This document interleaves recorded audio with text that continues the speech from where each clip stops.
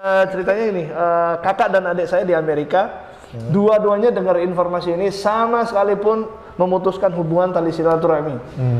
Kamu tidak boleh ngobrol sama aku. Kalau kamu mau ngomong sama aku, kamu harus tobat dulu sama Tuhan Yesus. Assalamualaikum warahmatullahi wabarakatuh. Jumpa kembali bersama kami Insan Mualaf. Jangan lupa like dan subscribe channel kami agar selalu menghadirkan video-video terbaru tentang mualaf. Assalamualaikum warahmatullahi wabarakatuh. Masya Allah. Namanya siapa? Nama saya Muhammad Al-Ansori. Saya asalnya dari Surabaya. Kristen ya? Protestan. Jadi gini, waktu dulu pernah bilang sebelum nikah dengan istri, jadi pernah saya bilang sama istri bahwa kamu masuk aja ke agamaku. Nah, ternyata ujung-ujung karena memang harus nikah, jadi memang saya pikir ngapain masuk Islam. Jadi setelah itu mau nggak mau saya harus, yaudah saya masuk Islam. Tapi karena saya mau masuk Islam, besoknya bisa masuk Kristen lagi dong. Ya kan? Itu semuanya surat. Formalitas. Untuk nikah aja. Tapi akhirnya saya nggak mau. Masya Allah. Ya udah, maksudnya, ya udahlah setelah nikah langsung masuk Islam lagi, masuk Kristen lagi, nggak apa-apa lah, gitu kan. Terus setelah dalam perjalanan, Allah itu memang begitu luar biasa sama saya.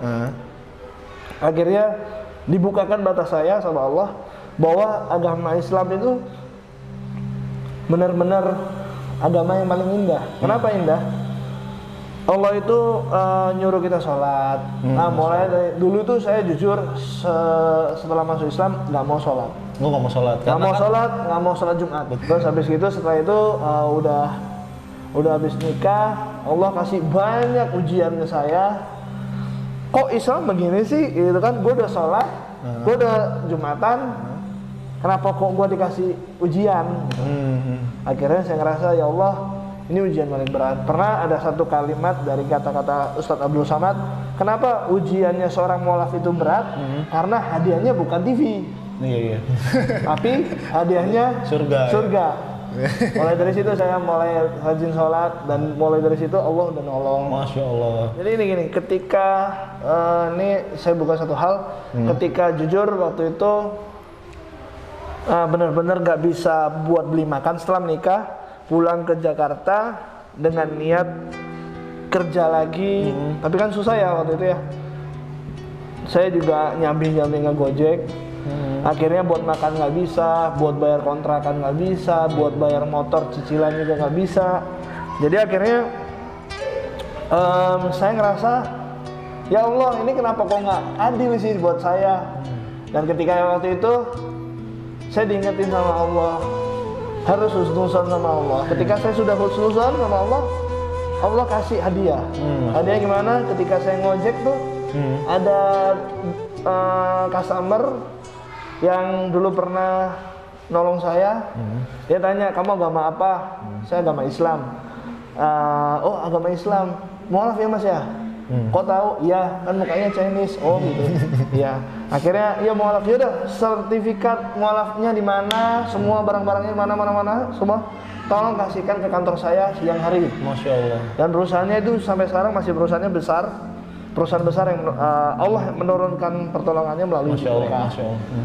Dari saat itu saya dikasih uang 6 juta, hampir 7 juta rupiah untuk bayar seluruh hutang-hutang saya. Masya Allah. Hutang ya, riba, terus bayar motor tuh kan riba, bayar rumah, kontrakan tuh, itu semua ditolong sama Allah. Masya Allah, keren banget ya Allah. Maka dari itu, kan susah banget tuh ujiannya. Ketika Allah udah bilang kayak gitu, udah nih kamu selesaikan dulu masalah dan urusan kamu. Ya juga kadang-kadang kan saya sering ketemu sama teman-teman saya yang gojek itu bilang, ojek online tuh pada bilang, udah sini gue syahadatin aja. Ya udah syahadatin mas, syahadatin aja. Asyhadu alla ilaha illallah wa asyhadu anna muhammadar rasulullah. Udah 3 kali, gak jadi apa-apa. Masih tetap Kristen. Gitu. Kan merasa kan waktu itu masih hebat gitu.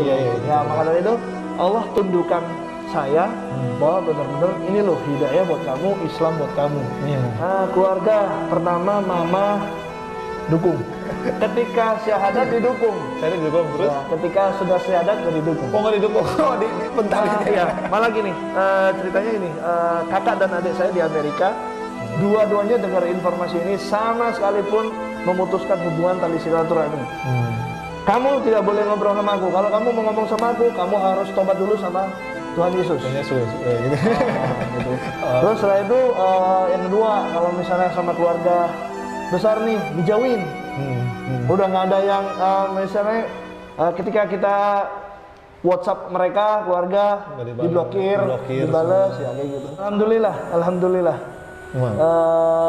Mereka sempat melihat, ini kan ceritanya tentang misi sedekah. Misi sedekah salah satu organisasi yang saya kelola.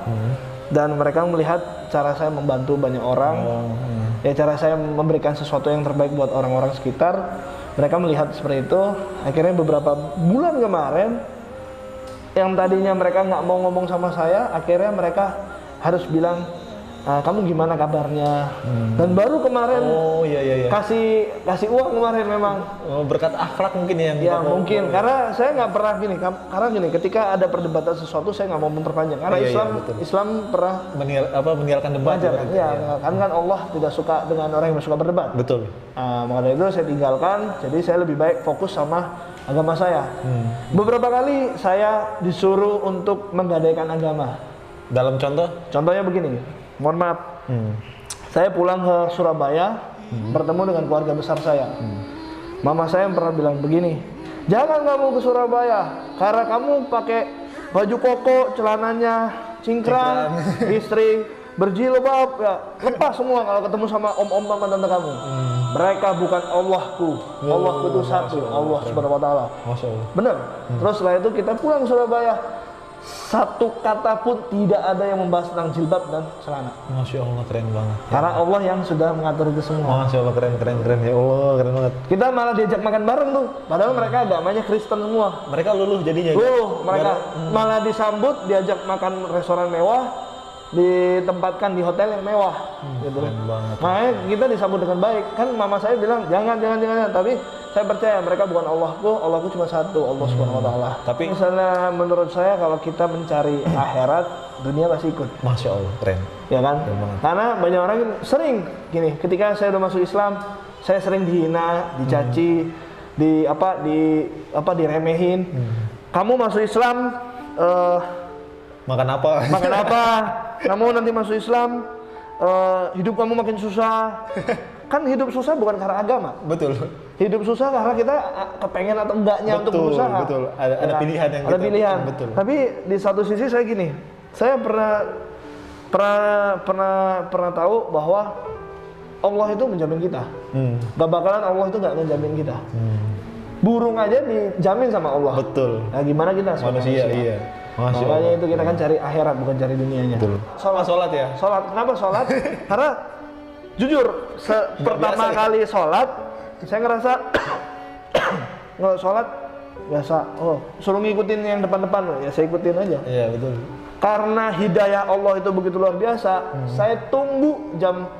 Ya Allah, kapan lagi nih sholat? Ya Allah, kapan lagi nih sholat? Dari yang nggak mau sholat sama sekali sampai sholatnya itu nunggu. Sampai asar yang nggak ada katanya nggak ada sholat sunnah ya? Nggak ada ya? Ya, saya sholatin.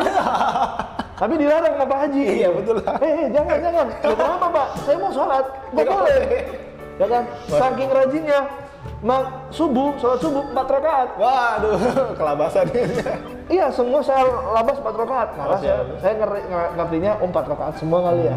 4 rakaat semua. Jadi ketika udah dapat memang basic saya di keluarga mama angkat saya semua kan muslim. Jadi saya ketemu sama mereka sholat duha, sholat tahajud. Dan itu memang sebelum ketemu sama keluarga yang muslim, keluarga angkat saya yang muslim, dan kebetulan donatur Al-Jabar juga. Jadi mereka juga ngajarin saya. Pertama kalimat yang diajarkan oleh saya adalah hasbunallah wa ni'mal wakil, nikmal maula wa ni'mal wakil. Itu salah satu apa sih ini arti nggak jelas banget gitu. Awal-awal ya dulu ya. Iya.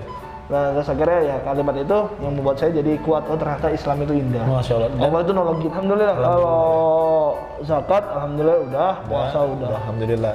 Mungkin haji ya. Insya Allah mudah-mudahan. Umroh nggak mau muluk-muluk dulu. Umroh dulu. Alhamdulillah. Insya Allah saya doakan. Masya Allah. Gini.